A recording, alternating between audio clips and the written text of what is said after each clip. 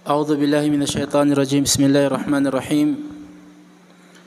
الحمد لله رب العالمين، وصلى الله وسلم وبارك على عبده ورسوله نبينا محمد وعلى آله وصحبه أجمعين. أما بعد، السلام عليكم ورحمة الله تعالى وبركاته. Alhamdulillah, ito yung panglima nating pagtatalakay sa mga paksa. Waalaikumsalam. Mga paksa dito sa ating training, da'wa training. Ngayon, nandito na tayo sa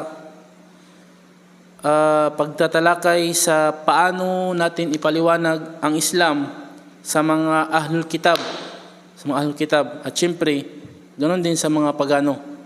So ano yung mga mensahe na ating ipapaliwanag sa kanila para maintindihan nila kung ano yung Islam. Okay. Tulad na nabanggit natin tungkol sa Ahlul Kitab na meron silang kaalaman sa kasulatan, meron silang kaalaman sa Islam din. So more on kailangan meron kang kaalaman tungkol sa kanila, debate yung discussion yung nangyayari sa pagdakwa sa kanila. Pero sa mga walang alam, at yun naman yung karamihan din, ipaliwanag mo lang sa kanya kung ano yung meron sa'yo. Kaya iba-iba ang paraan ng mga da'iya dito sa Pilipinas, sa atin, kung paano nila ipaabot yung mensahe ng Islam. Sa atin naman, meron tayong paraan at nakita natin na ito yung isa sa mga epektibo na paraan para maintindihan ng mga hindi Muslim, lalo na yung mga Ahlul Kitab, mga Kristiyano dito sa atin at mga pagano din, na paano nila maintindihan yung Islam. Okay. Meron tayong tinatawag na 5 terminologies, 6 beliefs, tsaka 5 pillars. Itong tatlong material na ito yung kakabisaduhin mo at ipapaliwanag mo sa hindi Muslim na Kristiyano dito sa atin, at insyaallah maintindihan niya ang Islam. At sa awa ng Allah ay mag-Muslim siya, insyaallah ta'ala. Iyakapin niya ang Islam. So ano itong 5 terminologies? 5 terminolohiya. Ang ibig sabihin nito ay 5 terminolohiya, 5 salita na dapat unang malaman ng isang hindi Muslim para maunawaan niya kung ano ang Islam.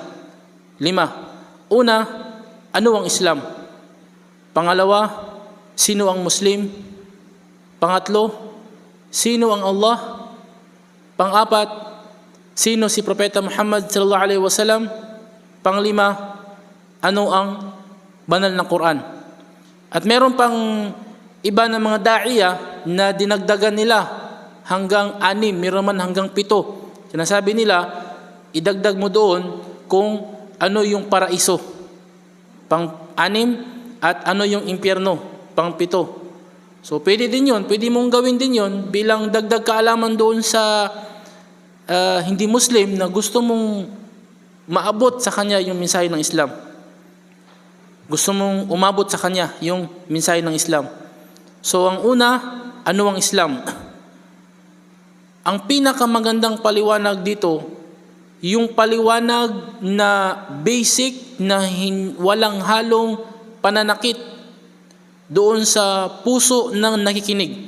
So ipaliwanag mo lang kung ano ang Islam. Halimbawa, sabihin mo, ang Islam ay isang relihiyon na pinili ng dakilang tagapaglikha, at ang salitang Islam ay mula sa salitang ugat na salam, kapayapaan, at meron itong pakahulugan na pautos, ang pagsunod, pagsuko at pagtalima sa kaisahan ng dakilang tagapaglikha. Ang pinakamensahe ng Islam ay isuko mo ang sarili mo sa Panginoon, sundin mo ang kanyang mga ipinagutos at iwasan mo ang kanyang mga ipinagbabawal. At ang Islam ay hindi bagong relihiyon, kundi ito ay relihiyon ng unang tao na nilikha ng Allah. Tulad kay Adan.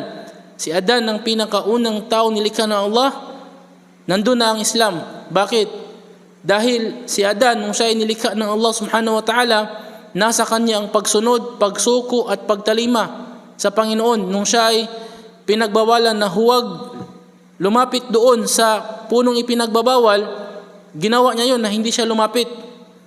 Hanggang sa siya ay tinukso ni Satanas, ni Iblis. So ibig sabihin, bago siya tuksoin ni Iblis, siya ay tumalima, sumunod, sumuko, at yun ang Islam. Ibig sabihin, sa panahon ni Adan, nandun na ang Islam. At maging dito sa ating bansang Pilipinas, ang pinakaunang relihiyon na pumasok sa atin ay Islam, sapagkat ang mga tao dito ay mga pagano. Sumasamba sa kulog, kidlat, bato, apoy. Pero nung dumating ang mga Arabo na mga missionary, kanilang pinalaganap ang Islam at nagmuslim ang mga Pilipino. Kaya nung dumating ang mga Kastila, kanilang binago ang relihiyon ng mga Muslim na Pilipino dito sa atin, kaya naging mga Kristiyano tayo.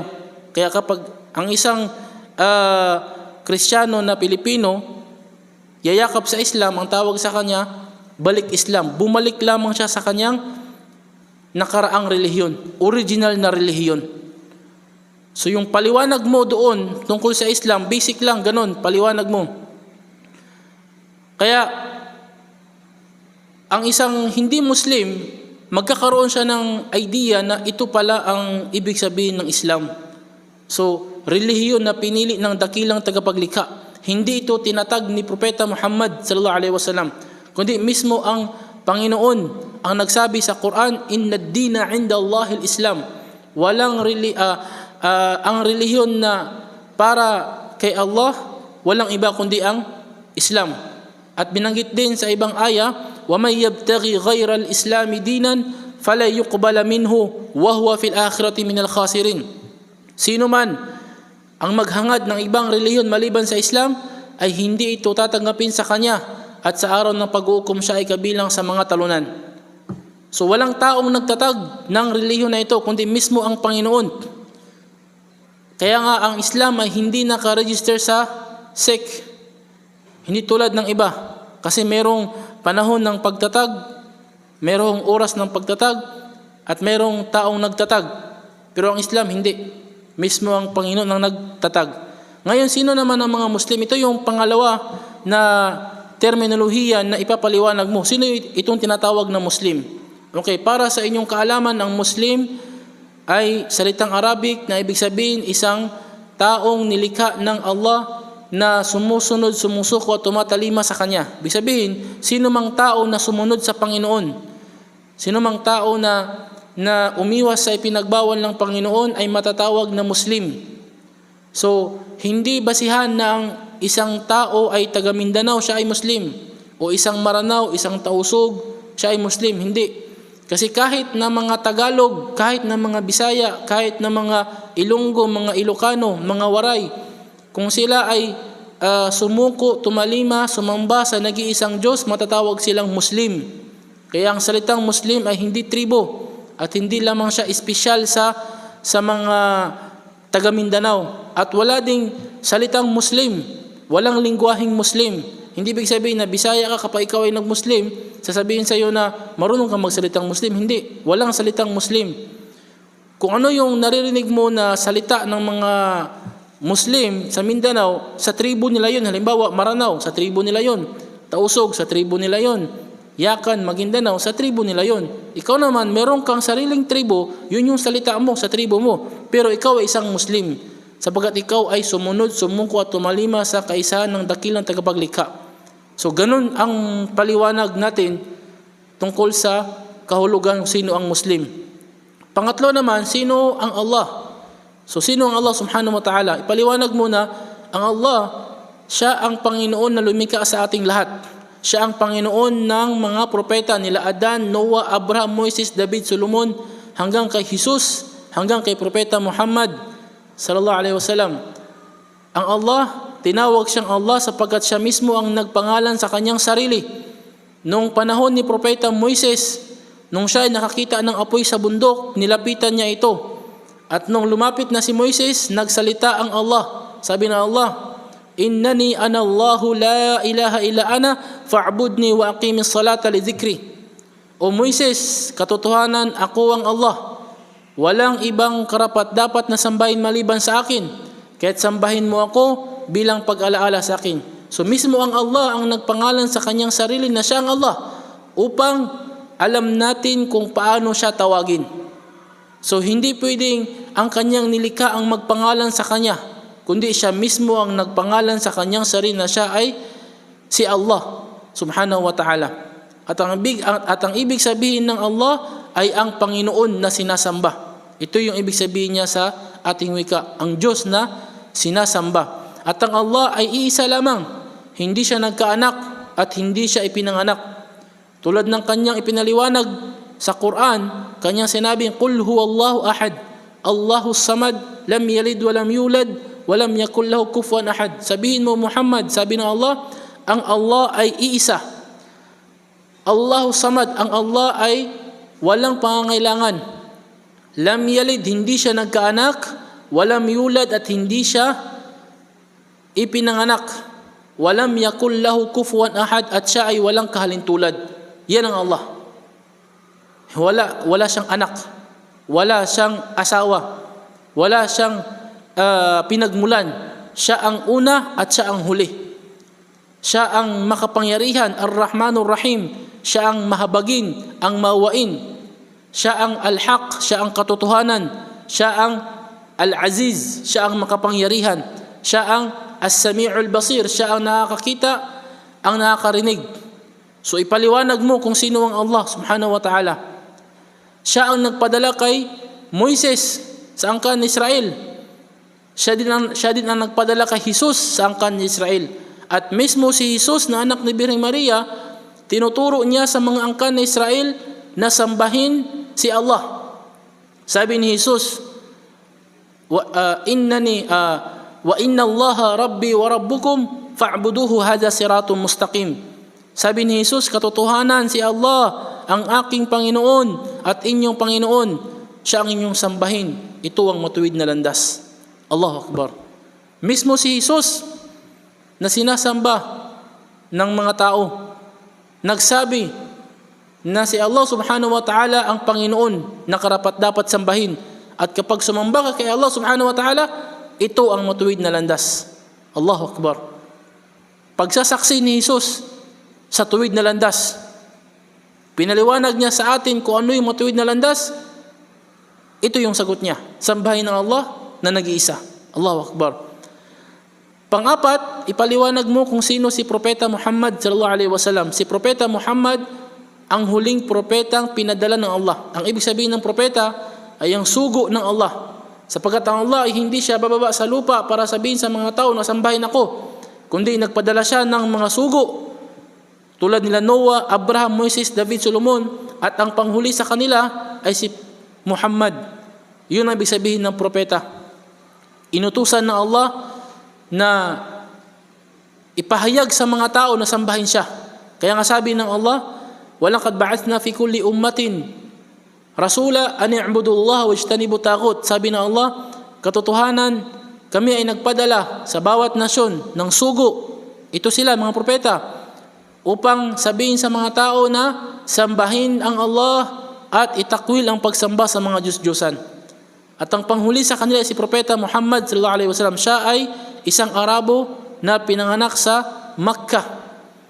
At katulad din siya ng mga naunang mga propeta na binigyan siya ng Allah ng mga milagro. Mga milagro na mas mainam pa kaysa sa mga milagro sa mga nauna na mga propeta.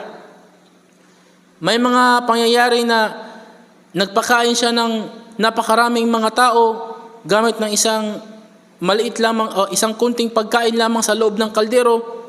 Ganon din na may nangyari na naubusan sila ng tubig at kanyang nilabas lamang ang kanyang kamay at umagos na ang tubig mula sa kanyang mga daliri. Parang gripo. Allahu Akbar. Milagro ng Nabi sallallahu alaihi wasallam at marami pang iba na mga milagro niya. At merong sinabing siya na kung sino man ang gusto ng kaligtasan ay paniwalaan siya bilang isang propeta, sundin siya, at kung sino man ang sumunod kay Propeta Muhammad ay sumunod na rin siya kay Allah subhanahu wa ta'ala. At ang pagsunod kay Propeta Muhammad, ito rin ay pagsunod kay Propeta Jesus, Moises at sa mga nauna pang mga propeta, sapagkat ang kanilang mensahe ay iisa lamang, ang sambahin ng Allah. Kaya ang turo ni Propeta Muhammad ay huwag sumamba sa kahit anong bagay sa mundo, maging tao man, hayop man, halaman man, kundi kay Allah lamang sumamba at wala nang iba. At yun din ang mensahe ni Propeta Jesus na sumamba lamang kay Allah. Ganon din ang mensahe ni Propeta Moises na sumamba lamang kay Allah. At ganon din ang mensahe ng ibang mga propeta na ang Allah lamang ang karapat dapat sambahin. Yan si Propeta Muhammad. Panglima, ang Quran. Ano ang Quran? Ang Quran, ito ang huling kapahayagan na ipinahayag ng Allah sa sangkatauhan bilang gabay at bilang awa. Ang Allah, hindi lang siya nagpadala ng mga propeta, kundi siya din ay nagpasabay ng mga libro sa mga propeta na yon. At ang panghuling libro na yon ay ang banal na Quran. At ito ay puro salita ng Allah subhanahu wa ta'ala. At napapaloob dito ang mga gabay na kung saan sino mang tao ang gusto niya ang kaligtasan ay sundin niya ang nasa loob nito. Puro gabay, puro awa, puro kaalaman ang nasa loob ng banal na Quran. At ang banal na Quran ay hindi kailanman nagbago, sapagkat ito ay pinangalagaan ng Allah subhanahu wa ta'ala mula sa pagbabago. Kanyang sinabi, "Inna nahnu nazzalna dhikra wa inna lahu lahafidhun." Katotohanan, kami ay nagpadala ng kapahayagan. Ito ang Quran. At katotohanan, kami ay mag-aalaga nito. Ibig sabihin, hanggang ngayon ay hindi nabago ang banal na Quran. At kabilang sa miracle ng Quran ay nasa sa ulo ito ng libo-libo at baka milyon pa ng mga Muslim. At kahit mga bata pa ay nasa ulo ang banal na Quran. Allahu Akbar. Kaya kahit sunugin ang Quran, ang lahat ng Quran sa buong mundo, ay hindi pa rin mawawala ang Quran sapagkat ito ay sa ulado ng karamihan ng mga Muslim. Allahu Akbar. Kung gusto ng isang tao ang solusyon sa kanyang problema, nasa loob ng Quran. Kung gusto ng isang tao ang kasiyahan, nasa loob ng Quran. Basahin lamang niya at isabuhay niya. Ito ang banal na Quran. Yun yung mga kapatid, yun yung 5 terminologies na ipapaliwanag mo sa isang hindi Muslim, at pagkatapos ipaliwanag mo kasunod doon yung tinatawag na 6 beliefs, yung 6 na paniniwala sa Islam. Ang una ay ang paniniwala sa kaisahan ng Allah, siya lang ang sambahin. Pangalawa, ang paniniwala sa mga anghel. Pangatlo, paniniwala sa mga kapahayagan, mga aklat. Pang-apat, paniniwala sa pang-apat? Mga propeta. Pang-lima, sa araw ng paghukom. Pang-anim, sa qadar, tadhana, mabuti man o masama. Okay, unahin natin ang paniniwala sa Allah. Paano natin ipaliwanag sa kanila? Ganito ang pagpaliwanag. Sa Islam, pinaniniwalaan na ang Allah ang Panginoon na dapat sambahin. At pinaniniwalaan din na siya lamang ay iisa, wala siyang katambal. Hindi pinanganak at hindi nagkaanak, isa lamang siya. At kapag sinabi na ang paniniwala sa Islam na isa lamang ang Panginoon, isa lang talaga. Hindi pwede na tatlo na naging isa. Kaya nga, ang isang Muslim, kapag siya ay kakain, siya ay magsasabi lamang ng Bismillah, sa ngalan ng Allah.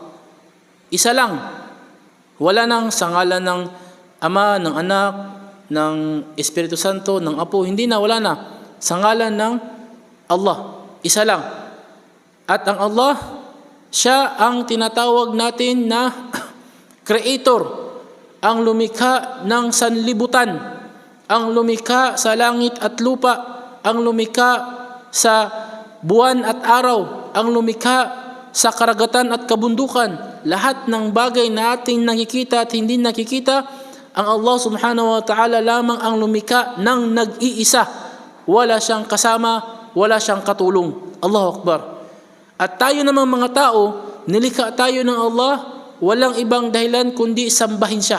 Sinabi ng Allah, وَمَا خَلَقْتُ الْجِنَّ وَالْإِنسَ إِلَّا لِيَعْبُدُونَ. Hindi ko nilikha ang mga tao at mga engkanto maliban na lamang na ko ay kanilang sambahin. So ibig sabihin, tayo ng mga tao, nilikha tayo ng Allah para sambahin siya. Ang mundo na tinitirhan natin ay nilikha ng Allah para sa atin. At tayo naman, nilikha tayo ng Allah para sa Allah subhanahu wa ta'ala. Allahu Akbar. Kaya huwag mong baliktarin ang dahilan ng pagkalikha. Huwag mong gawin na yung bagay na nilikha para sa iyo ay doon ka mag-focus. At yung bagay na kung saan ay nilikha ka para doon ay nakaligtaan mo na. Yung bagay na kung saan nilikha para sa iyo, itong mundo. Itong mundo. Allahu Akbar. At ikaw naman, nilikha ka hindi para sa mundo, para sambahin ang Allah. Yan yung una. Paniniwala ng isang Muslim na ang Allah lang ang sambahin at lahat ng uri ng pagsamba ay doon lamang kay Allah iaalay. Hindi pwede sa rebulto, hindi pwede sa santo, hindi pwede sa engkanto, hindi pwede sa bato. Hindi, lahat ng uri ng pagsamba, kahit nga sa pagsuot ng anting-anting, hindi pwede. Bakit? Dapat ikaw bilang isang mananampalataya, ang iyong pananalig ay 100% doon kay Allah. Hindi doon sa sinasabit mo sa katawan mo. Kahit sa mga sinasabit sa bahay mo na pangalis ng masamang espiritu o pangpaswerte sa tindahan mo, hindi yan pwede sa Islam. Bakit? Kasi inutos sa Islam na kay Allah ka humingi ng proteksyon, hindi doon sa kahit anong mga bagay na sinasabit mo. Allahu Akbar. Pangalawang paniniwala sa Islam ay ang paniniwala sa mga anghel. Sino ito sila? Sila ay mga nilikha ng Allah na hindi natin nakikita. Sila ay nilikha ng Allah mula sa liwanag. At sila ay nilikha ng Allah upang magsilbi sa Kanya. Allahu Akbar. Ang mga anghel, nilikha sila ng Allah na meron silang mga pakpak. At meron silang kanya-kanyang mga trabaho. At kabilang sa trabaho ng mga anghel, binabantayan nila tayo. At kabilang din sa trabaho ng mga anghel, sinusulat nila ang ating mga ginagawa at sinasabi mabuti man o masama. Kaya sa bawat isa sa atin ay mayroong 2 anghel, kanan at kaliwa. Sa kanang anghel ay sa kanang banda mo, may anghel na sinusulat niya ang lahat ng iyong mga mabubuting gawa at mabubuting salita. Malaki man o maliit, lantad man o nakatago, yun ay sinusulat ng anghel na nasa bandang kanan mo. At meron namang isang anghel na sa bandang kaliwa mo na sinusulat niya ang lahat ng iyong ginagawa. May nakakita man sa iyo o wala, malaki man o maliit, sinabi mo, ginawa mo, sinusulat yun ng anghel na yun dito sa kanan, lahat ng masama.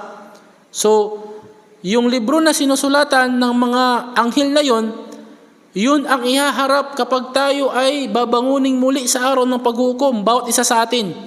At yun ang babasihan ng Allah kung ikaw ba ay paraiso o impyerno. Titimbangin yun. At kung sakaling mas mabigat ang iyong mabuting gawa, paraiso ka. At kung mas mabigat ang iyong masamang gawa, impyerno ka. Ganun. Bawat isa sa atin ay mananagot sa kanyang gawain. Walang taong makaliligtas sa iyo kundi ang sarili mo lamang. Ang sarili mong paniniwala, ang sarili mong gawa, yun ang makaliligtas sa iyo sa araw ng paghukom. Kahit magulang ay hindi niya maliligtas ang kanyang anak. At ganun din ang anak, hindi niya maliligtas ang kanyang magulang. Ang bawat isa ay mananagot sa kanyang gawain. Yun ang paniniwala sa mga anghel. Pangatlo, paniniwala sa mga libro, mga kapahayagan na ipinahayag ng Allah sa kanyang mga propeta. So ang paniniwala sa Islam na mayroong 5 libro na ipinahayag ang Allah sa kanyang mga propeta. Ang una dito ay tinawag na suhuf. Itong suhuf o kalatas, translated kalatas ni Abraham, ipinahayag ito ng Allah kay propeta Abraham. at ito ay naging gabay sa kanyang sangkatauhan. Sino man sa kanyang mga sumusunod, tagasunod na gusto ng kaligtasan, itong libro ang kanilang binabasa at sinusunod. At ganon din ang libro na tinawag na Taurah o Torah kay Moises, na ipinahayag na Allah kay Propeta Moises. So sino man ang tagasunod ni Moises na gusto ng kaligtasan, yun ang kanilang basihan, yung libro ni Moises. Pangatlo, ang tinawag na Zabur, ipinahayag na Allah kay Propeta David o tinawag na Salmo, kung saan napapaloob dito yung mga batas at mga gabay na kung sino mang tao na kanyang tagasunod ang gusto ang kaligtasan ay binabasa ang libro na yun at sinusunod nila. Pang-apat, ang Injil o ang Ebanghelyo na ito naman ay ipinahayag ng Allah kay Propeta Jesus, na kung sino man ang sumunod kay Jesus, dapat niyang sundin ang libro na yon, Ebanghelyo ni Jesus. Hindi yun ngayon ang Biblia. Kasi ang Biblia ngayon ay Ebanghelyo ni Lucas, Mateo, Marcos at Juan sa New Testament. Sa Old Testament naman ay maraming mga libro. Allahu Akbar. Panglimang libro ay ang Quran, ang binabasa na kung saan ito yung ipinagkaloob ni Propeta Muhammad, ay ipinagkaloob ng Allah kay Propeta Muhammad sallallahu alaihi wasallam, na kung sino man sa kanyang tagasunod, tayo ngayon ay sakop ni Propeta Muhammad sa kanyang panahon na gusto ng kaligtasan ay basahin at sundin ang banal na Quran. So, sa lahat ng libro na ito, mga kapatid, mga kababayan, ang tanging natitira lamang ay ang banal na Quran. Ang lahat ng naunang mga libro ay na tamaan ng pagbabago, kaya't ito ay nawala at meron namang natira, subalit nabago na. Maliban sa banal na Quran, kung ano yung Quran ngayon, ito din ang Quran sa panahon ni Propeta Muhammad na kahit isang letra ay walang nagbago. Bilang pagsakatuparan ng pagpapaalaga o ng pagproteksyon ng Allah subhanahu wa ta'ala sa banal na Quran. Ang panglimang paniniwala sa Islam, panglima na no? Pangapat ay ang paniniwala sa mga propeta at mga sugo. Ang ibig sabihin, pinaniniwalaan sa Islam na ang Allah ay nagpadala ng iba't ibang mga propeta at mga sugo sa buong sangkatauhan para ituro sa mga tao na sumamba lamang kay Allah at itakwil ang pagsamba sa mga Diyos-Diyosan. Tulad nila Abraham, Noah, Ishaq, Ismail, Yunus, Joseph, Jose, Zakaria, Yahya, Jesus na anak ni Birheng Maria, at ang panghuli ay si Propeta Muhammad, peace be upon them. Lahat sila ay ipinadala ng Allah sa iba't ibang panahon, iba't ibang lugar, sa isang mensahe lamang, ang sambahin ang Allah at itakwil ang pagsamba sa mga Diyos-Diyosan. At para po sa inyong kaalaman na ang mga propeta, silang lahat ay mga Muslim.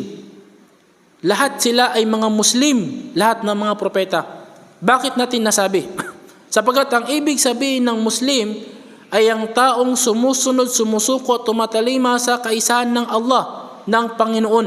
So lahat ng mga propeta ay sumusunod sa Panginoon. Halimbawa lamang, si Propeta Moises sa kanyang kapanahunan, ang kanyang pinaniniwalaan na Panginoon ay ang Allah, iisa lamang.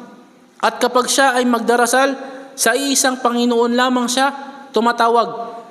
At kapag dumating ang oras ng pagdarasal, siya ay nagpapatirapa sa lupa. Allahu Akbar.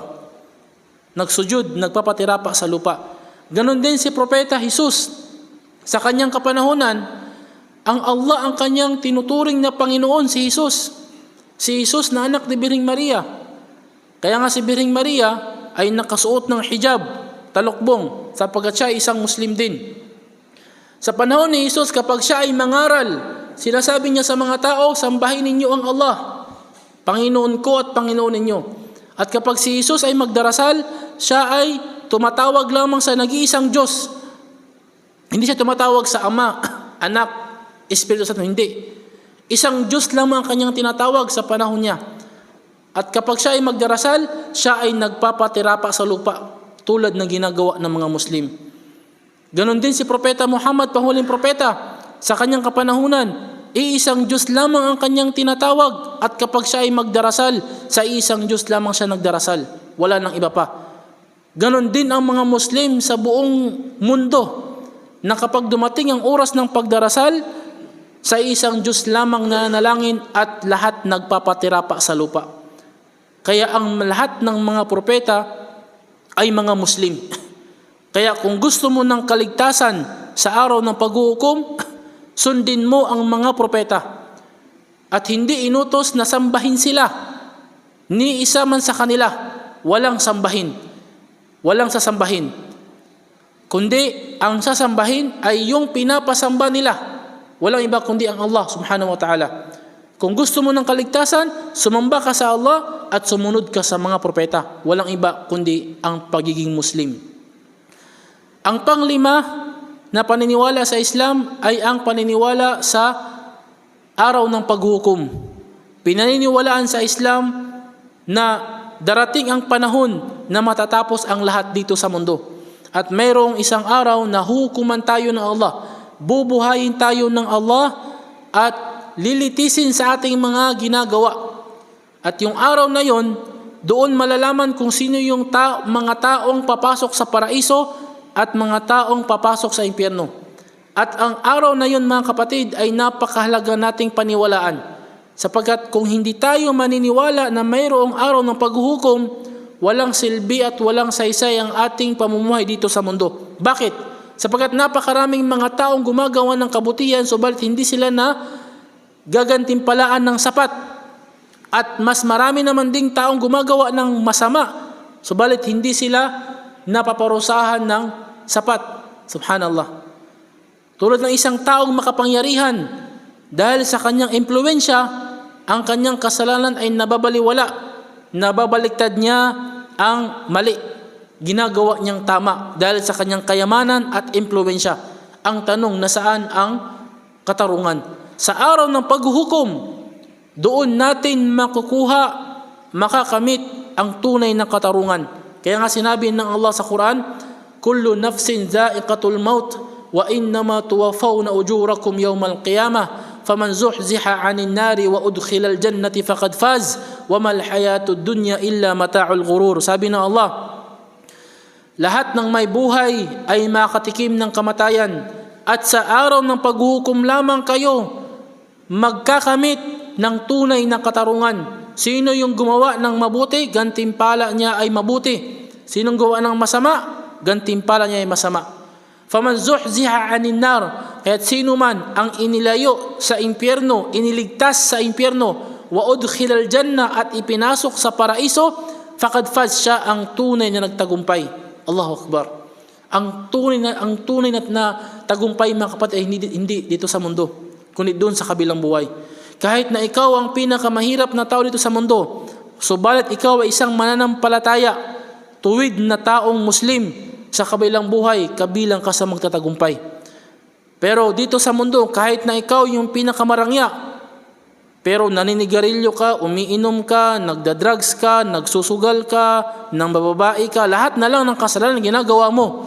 Pagdating sa araw ng paghukom, kabilang ka sa mga talunan. Kaya ang paniniwala natin sa araw ng paghukom ay nagiging resulta ng pagkatuwid ng isang tao. Bakit? Sa tuwing mag-iisip siya na gumawa ng masama, maiisip niya, papaano na lang sa araw ng paghukom, paparusahan ako. At yung anghel na nasa banda kanan, kaliwa, bandang kaliwa, isusulat yung gagawin kong masama. Hindi na ako gagawa ng masama. Kaya ang paniniwala sa araw ng paghuhukom ay nagreresulta ng pagiging mabuti ng isang tao. Allahu Akbar. Kaya nga yung mga taong gumagawa ng kasamaan, nagdanakaw, pumapatay, auzubillah, iba't ibang uri ng kasalanan, dahil dun sa kawalan ng paniniwala na mayroong araw na lilitisin sila. Makaligtas man sila dito sa mundo sa paglilitis, pero sa kabilang buhay hindi sila maliligtas. Allahu Akbar. Kaya napakahalaga mga kapatid na paniwalaan natin ang araw na yon upang maging tuwid ang ating buhay dito sa mundong ibabaw habang buhay pa tayo. Pang-anim na paniniwala ay ang paniniwala sa tadhana. Pinapaniwalaan sa Islam na ang lahat ng bagay na nangyayari dito sa mundo ay kapahintulutan ng dakilang tagapaglikha, mabuti man o masama. Ibig sabihin, kung ano yung dumating sa buhay mo na karangyaan, kaginhawaan, tagumpay, ay huwag mong isipin na ito ay dahil sa sarili mo. Hindi. Ito ay galing sa dakilang tagapaglikha na ibinigay sa iyo. At ganun din, kung anuman ang dumating sa iyo na kahit anumang uri ng pagsubok, kalungkutan, pagkabigo, huwag mong isipin na gumuho na ang mundo mo. Hindi. Ito ay kagustuhan ng dakilang tagapaglikha dahil mayroon siyang gustong na bagay na mangyari sa iyo. Kabilang na dito yung pagbabago. Ilan sa mga masasamang tao nang dahil sa sila ay binigyan ng pagsubok, naging mabuti sila. Allahu Akbar. Ilan na sa mga mararangya, mga mayayaman na patuloy na gumagawa ng masama. Nang dahil sa binigyan sila ng dakilang tagapaglikha ng matinding pagsubok, naging mabuting tao sila. So ganun mga kapatid ang paniniwala sa tadhana na maging masaya tayo sa kung ano yung dumating sa atin. Kahit na ito pa ay ikasasama sa ating paningin, ngunit kaakibat nito ay may mabuting resulta. Allahu Akbar. Sa likod nito ay mayroong mabuting resulta. Magtiis ka lang, kaya inutos sa Islam na sa lahat ng uri ng pagsubok ay magtiis ka. Huwag kang magreklamo, huwag mong sisihin ng kahit sino, hanggang sa may mga ibang mga tao pa na ang Panginoon ang kanilang sinisisi, hanggang sa humantong na wala silang paniniwala. Allahu Akbar. Sa Islam, ang isang Muslim, kapag dumating sa kanya ang biyaya, automatic nagpapasalamat sa dakilang tagapaglikha. At kapag naman dumating sa kanya ang pagsubok, siya ay nagtitiis. Kaya nga sinabi ng mahal na propeta Muhammad, "Ajaban li amril mu'min, inna amrahu kulla khair." Kahanga-hanga sa sitwasyon ng isang mu'min, isang mananampalatayang Muslim, lahat ng kanyang sitwasyon ay kabutihan. In asabathu sarra syakar, fakana khairan lah. Kung siya ay mabibigyan ng kabutihan, siya ay nagpapasalamat at ito ay mainam para sa kanya. Wa in asabathu darra sabar. At kung siya ay bibigyan ng pagsubok, siya ay nagtitiis. Fakana khairan lah. At ito ay mainam para sa kanya. Lahat puro kainaman. Yun ang paniniwala ng mga Muslim, mga mahal kong mga kababayan. So ito yung 6 na paniniwala sa Islam na dapat paniwalaan ng isang tunay na mananampalataya. Unang, paniniwala sa Allah na siya lang sambahin. Pangalawa, paniniwala sa mga anghel. Pangatlo, paniniwala sa mga original na kapahayagan. Pang-apat, paniniwala sa mga propeta. Panglima, paniniwala sa araw ng paghukom. Panglima, paniniwala sa tadhana o qadar. So bilang isang da'iya na kapatid, binigyan mo ng magandang impormasyon yung isang taong hindi Muslim. Ganun pala ang Islam. Example, si Dodong. Kung ikaw, Dong, dili ka Muslim, katoy mong nadunggan, ang sa imong reaction? Ma-amaze ka, di ba?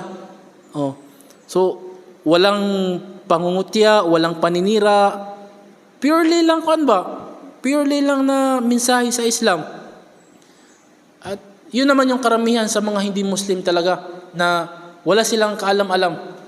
Kahit sa kanilang sariling reliyon, wala. Ang alam nila, mga Muslim, tribo, terorista, maraming asawa, mga matatapang, yun lang yung alam nila. Pero kapag dumating sa kanilang ganitong uri ng lecture, ganitong uri ng mensahe, mabubuksan ng kanilang isip at baka pati ang kanilang puso. Inshallah ta'ala. Pero hindi pa tayo tapos. Meron pang pangatlong topic na idagdag mo dito. Walang iba kundi ang 5 haligi ng Islam. 5 haligi ng Islam. So, bilang dagdag doon, syempre, sabihin mo sa kanila na ang Islam ay mayroong 5 haligi na kailangang gawin ng isang taong naniniwala. Kasi yung paniniwala mo sa 6 na ating nabanggit kanina ay hindi siya magiging ganap kung hindi mo haluan ng 5 gawa. So itong 5 haligi, ito ay puro mga gawa. Ang una ay ang pagsasaksi na walang ibang karapat-dapat sambahin maliban kay Allah at si Propeta Muhammad ay sugo ng Allah. At itong pagsasaksi na ito ay isang malaking palatandaan na kay Allah ka lamang sumamba at si Propeta Muhammad ang iyong gagawing modelo sa pagsamba sa Allah. Ibig sabihin, hindi pwedeng maniwala ka na lang sa Diyos at sapat na. Hindi. Paano mo siya sambahin?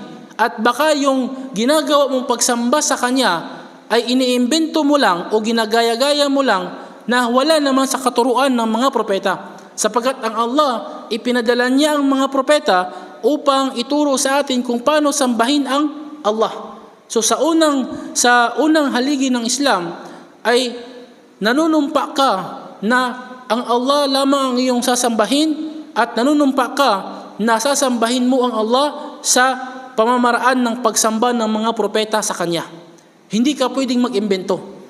Hindi ka pwedeng lumulundag-lundag, gumugulong-gulong, umiiyak-iyak, at ano bang mga uri ng pagsamba na ginagawa na hindi naman ginawa ng mga propeta. Mismo si Jesus, hindi niya ginawa na siya ay kumanta habang sumasamba. Hindi niya ginawa na siya ay umiikot-ikot, naglukso-lukso ba? Anong tawag doon? Lumulundag-lundag, gumugulong-gulong. Hindi niya ginawa yon sa kanyang pagsimba. Kundi sa kanyang pagsamba sa Diyos, siya ay nagpapatirapa sa lupa. Taimtim na nagpapatirapa sa lupa, yung ginagawa ng mga Muslim. Ang pangalawang haligi sa Islam ay ang tinatawag na pagdarasal. Ang pagdarasal, ito ang isa sa mga napakahalagang haligi sa Islam na dapat gampanan ng isang tunay na mananampalataya. At ang pagdarasal ay hindi kailangan ng Panginoon kundi tayo ang nangangailangan. Sa tuwing ikaw ay magdasal, ay binibigyan mo ng koneksyon ang iyong sarili sa Panginoon. Ang Panginoon, hindi niya tayo kailangan, subalit tayo ang nangangailangan sa Kanya, kaya tayo nagdarasal. Sumasamba tayo sa Kanya, hindi dahil sa kailangan niya, kundi tayo ang nangangailangan. At ang pagsamba natin sa Panginoon, ito ay pagbigay, pugay sa Kanya, pagtanaw ng utang na loob sa Kanyang mga binigay na biyaya, at paghingi ng kapatawaran sa Kanya. At ang pagdarasal sa Islam ay araw-araw na ginagawa. Hindi tulad ng hindi mga Muslim na nagdarasal lamang sila kapag mayroong problema. Nagdarasal lamang sila kapag dinatnan ng pagsubok o nabalitaan nila na nasa pagsubok ang kanilang mahal sa buhay na nasa malayo. Saka pa lang sila tumatawag sa Panginoon. Hindi. Sa Islam, anuman ang sitwasyon ng isang Muslim habang siya'y humihinga, ay obligado sa kanyang magdasal bilang pagtanaw ng utang na loob. At ganon din bilang pagsamba sa Allah, pagpuri sa Allah, at ganon din bilang pasasalamat sa Kanya, at ganon din bilang paghingi ng kapatawaran mula sa kanyang pagkakasala. Kaya nga inahalintulad ni Propeta Muhammad ang pagdarasal araw-araw 5 beses, tulad ng isang taong nakatira sa tabi ng ilog na naliligo araw-araw 5 beses. Meron pa bang matitirang dumi sa kanyang katawan? Wala na. Kung 5 beses siyang maliligo araw-araw, meron pang matitirang libag sa kanyang katawan? Wala na. Ganon din yung pagdarasal. Araw-araw 5 beses kang nagdarasal, wala nang matitira pang kasalanan sa iyong kaluluwa.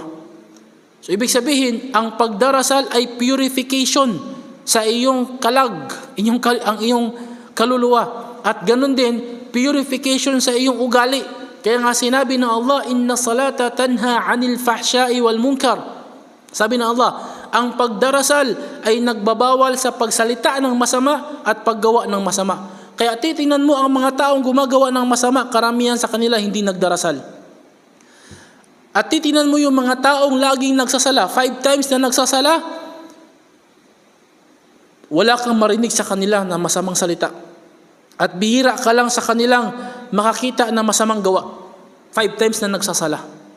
Dahil ang pagsasala, hindi lang yung kaluluwa mo ang nililinis, pati yung katawan mo, yung pagkatao mo, nililinis niya. Yung pag-uugali mo, nililinis niya. Ganon kahalaga ang sala, mga kapatid, sa Islam. Pangatlong haligi sa Islam ay ang tinatawag na zakat. Ang zakat, ito yung obligadong kawang-gawa na ibibigay ng isang mayaman doon sa mahirap. Sa Islam, walang tinatawag na tithes o yung 10%. Ano yun? 10% ba yun? Ikapo na sa bawat membro ay magbibigay siya ng tithes doon sa ministro o doon sa pastor o sa pare. Kaya nga sa Islam, kapag nagdarasal ay walang sibot. Alam mo yung sibot? Yung panghuli ng isda. Sikpaw. Walang sikpaw na naglalakad sa hindi isda hinuhuli, pera na. Grabe no. Pera na yung nasa loob ng sikpaw. Subhanallah. Walang ganun sa Islam at walang sobre. Hindi yung habang nagli-lecture si pastor o si father, merong sobre, bla bla bla. No. Wala. Bakit? Ang meron sa Islam ay zakat. Ano yung zakat? Yung mga Muslim na mayayaman, kapag umabot ang kanilang pera sa sukat, at ang sukat ay tinawag na nisab. Merong specific na sukat na umabot sa kanya, na yung pera niya ay umabot sa ganong sukat at hindi niya nagalaw sa loob ng isang taon, ay maglalabas siya sa kanyang kabuuan ng 2.5%, at yun ang ibibigay niya mismo siya ang magbigay doon sa mahirap na tao. I-direct niya sa mahirap, hindi sa simbahan o hindi sa nagtuturo. Direct doon sa mahirap. Kung halimbawa, meron siyang 100,000 pera sa loob ng isang taon na ipon niya, 100,000, yung 2.5% doon ay 5,000. So sa 100,000, 5,000 lang yung kanyang zakah doon. So yung 5,000, kukunin niya mula sa kanyang pera at ibibigay niya doon sa kung sino ang kanyang naisin na bigyan, mahirap na Muslim. Ilantad man niya o isikreto man niya, nasa kanya na yun. Basta importante, maibigay niya sa isang hindi Muslim. Yun ang ibig sabihin ng zakat. Walang sapilitan sa Islam na kapag hindi ka nakapagdasal sa masjid o sa simbahan, ay meron kang penalty na magbabayad ka, o di kaya pag halimbawa may mga patay, may mga kasal, may mga kapag nagmisa yung isang pare, dapat magbigay kayo. Walang ganun sa Islam. Walang ganun. Kasi hindi negosyo ang Islam. Yung mayaman, automatic doon siya magbigay sa mahirap. Kung gusto niya magbigay sa masjid, walang problema. Pero hindi inuobliga sa kanya. Yun yung pangatlong haligi sa Islam. Pang-apat na haligi ay ang saum, ang pag-aayuno sa buwan ng Ramadan. Itong pag-aayuno na ginagawa ng mga Muslim, hindi sila kumakain sa loob ng isang buwan sa araw, pero sa gabi kumakain. So magsisimula ang hindi pagkain mula sa bukang liwayway hanggang sa paglubog ng araw, walang kain, walang inom.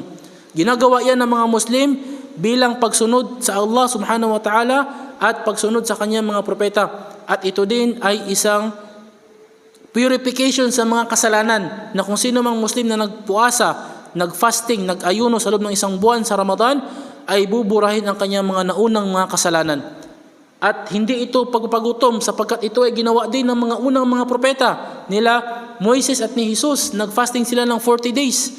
So, ang ginagawa ng mga Muslim ng pagpa-fasting sa Ramadan ay pagsunod lamang sa ginawa ng mga propeta. At ito ay ang pagsamba sa dakilang tagapaglikha. At sa pagpa-fasting, nabubuo yung kapatiran at nagiging pantay-pantay ang lahat ng mga Muslim. Mayaman man o mahirap, lahat nakakaramdam ng gutom. At sa pag-fasting, nagkakaroon ng magandang resulta. Bakit? Yung mga mayayaman, dahil sa sila ay nag-fasting, nakaramdam sila ng gutom at naramdaman nila kung gaano kasakit ang gutom. Ano yung sakit ng gutom? Magkakaroon sila ng awa sa mga mahihirap at magiging resulta na sila ay tutulong sa mga mahihirap. So, ibig sabihin, ang pag-aayuno sa Ramadan ay hindi lamang spiritual na pakinabang ang makukuha mo, kundi pati na rin ang pakinabang sa komunidad na magiging magtutulungan ang mga tao. Allahu Akbar. Ang panglima na haligi sa Islam, at ito yung panghuli, ay tinatawag na Hajj. Ang Hajj, ito yung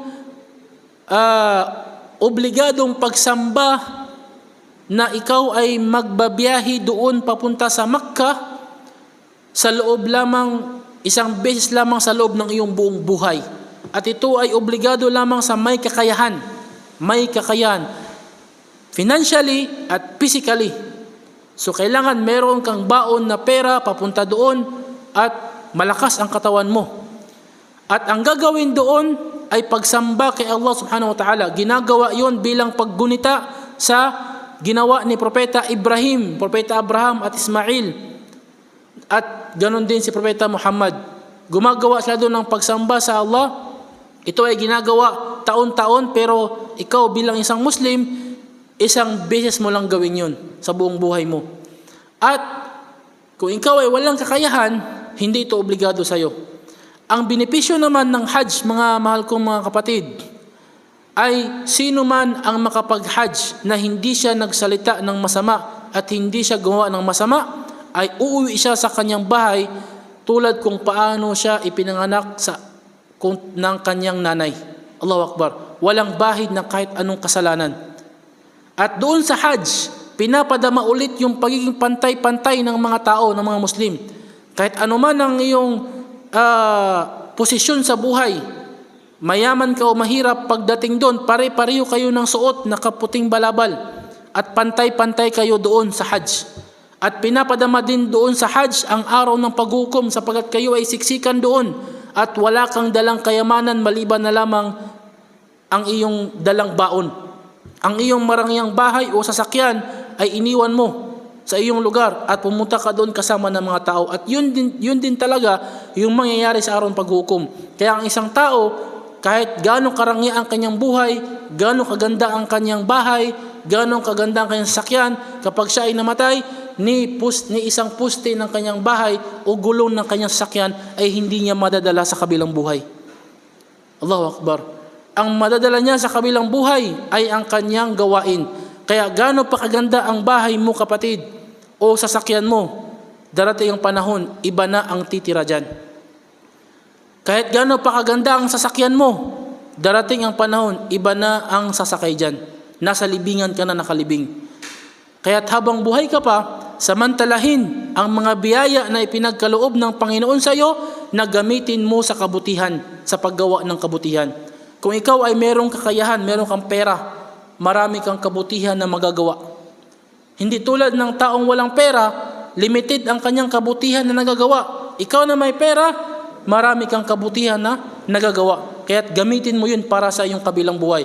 Kaya nga ang paniniwala sa Islam, kapag ikaw ay ihahatid na sa libingan, 3 bagay ang sasama sa iyo, pero 2 ang aalis at 1 lang yung titira sa iyo kasama mo sa libingan. Ano yung 3 bagay na sasama sa iyo sa libingan?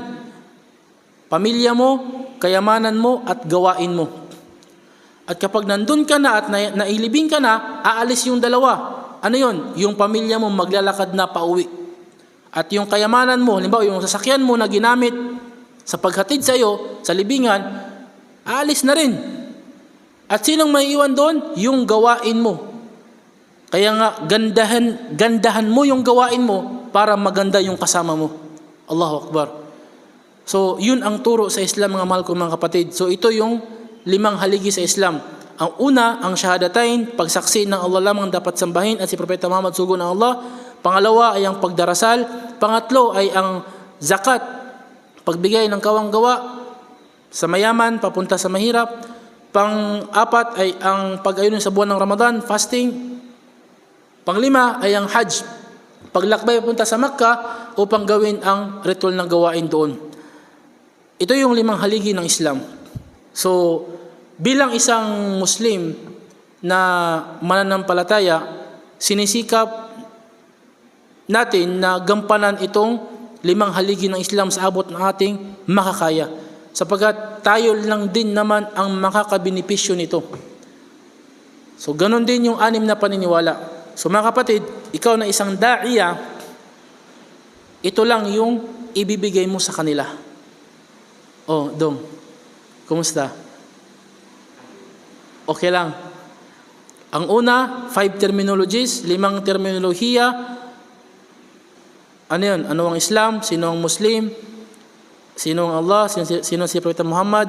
Ano ang Quran? Pagkatapos, 6 na paniniwala at 5 haligi sa Islam. Yun lang. Sa loob lamang ng ilang minutes. 55.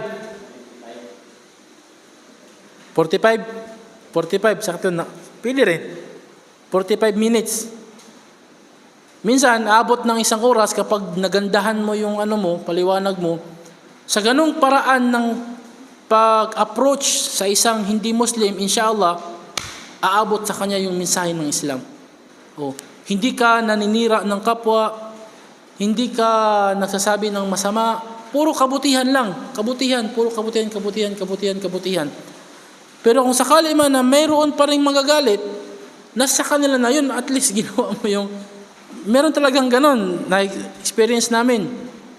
Kahit wala ka namang tinitira na relihiyon, parang meron ka pinapatamaan parang ganon. Kahit wala naman. At in general, maganda yung nagiging resulta na may mga tao na magsasabi na, ganun pala ang Islam, ngayon ko lang nalaman. Allahu Akbar. Meron naman na meron silang mga tanong, ngayon sasagutin mo at yun ang ating itatalakay bukas inshallah ta'ala bilang panghuli, yung mga common na mga katanungan at bakit bawal ang baboy, bakit naghihijab, bakit nagdarasal ng 5 beses, bakit napapahaba ng balbas, bakit terorista, ganon. So mga common na mga questions inshallah atin yung sasagutin sa ating panghuling araw sa training inshallah ta'ala. Wallahu ta'ala alam, wa sallallahu ala nabiyina Muhammad wa ala alihi wa sahbihi ajma'in, wa akhiru da'wana anil hamdulillahi rabbil alamin. Assalamu alaikum wa rahmatullahi wa barakatuh.